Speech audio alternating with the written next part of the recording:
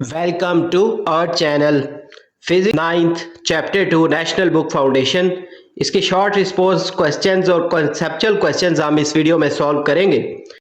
तो क्वेश्चन 1 में है, in a park children are enjoying a ride on a big wheel as shown.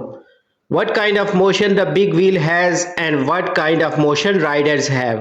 तो यहाँ पे इस क्वेश्चन में पूछा गया है कि पार्क में कुछ बच्चे हैं जो कि फेरिस व्हील, जो एक बड़ा सा व्हील है, उसके ऊपर सवारी करके एंजॉयमेंट कर रहे हैं। तो बताना है कि वो जो बड़ा व्हील है उसकी मोशन कौन सी मोशन है और जो बच्चों की मूवमेंट है जो राइडिंग कर रहे हैं उनकी कौन सी मोशन है। तो इसके आंसर में लिख सकते हैं, the motion of the children is in circle. बच्चों की जो मूवमेंट है वो सर्कल में है, so the motion of children is circular motion. इस वजह से उनकी जो मोशन होगी वो सर्कुलर मोशन होगी।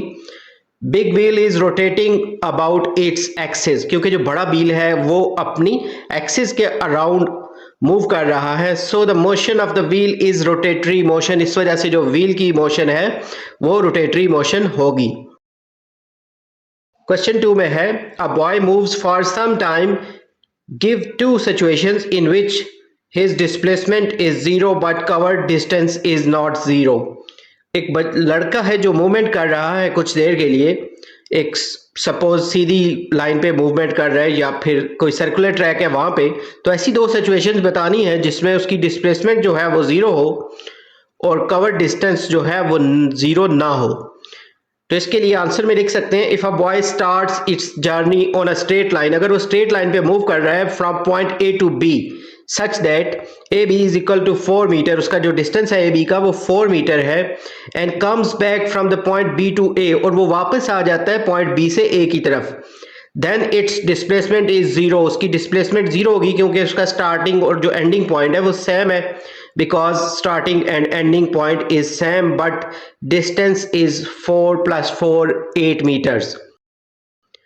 जो सेकंड सिचुएशन है, when boy completes his journey along a circular path, अगर वो एक सर्कुलर पाथ में मूव कर रहा है, then his displacement is zero because the starting and ending point is same but distance is not zero, उसका जो डिस्टेंस है वो जीरो नहीं होगा सर्कुलर पाथ में। तो ये दोनों सिचुएशंस हैं जो इस आंसर में लिख सकते हैं। क्वेश्चन 3 में है, a stone is tied to string is reeling in circle, what is direction of its velocity at any instant.